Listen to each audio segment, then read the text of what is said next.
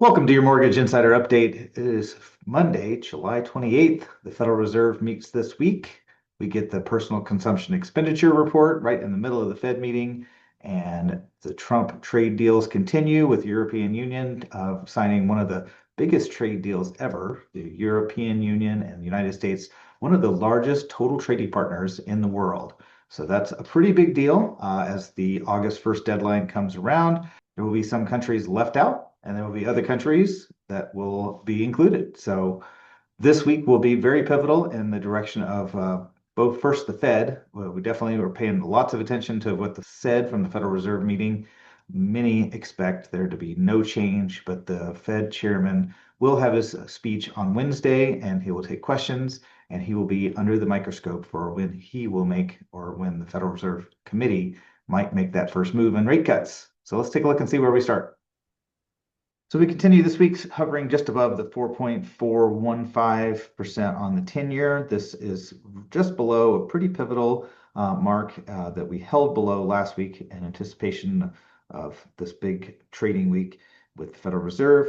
Mortgage-backed securities starting the day off to the negative. So basically, interest rates slightly higher to start this week after pretty much treading water for most of last week.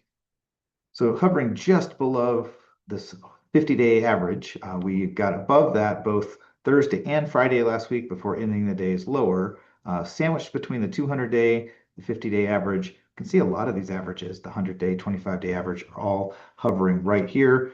We've seen lower rates in just not so distant past, early July, right before the monthly jobs report came out, which pushed us higher in rates in the month of July.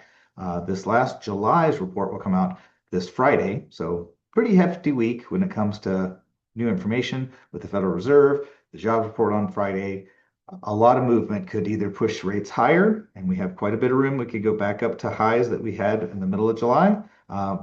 Probably going to have some really, really good news, really low inflation numbers from PCE, really capitulation from the Federal Reserve potentially as far as when they might, or naming a date potentially in September when they would actually cut rates, could bring us back down to lows.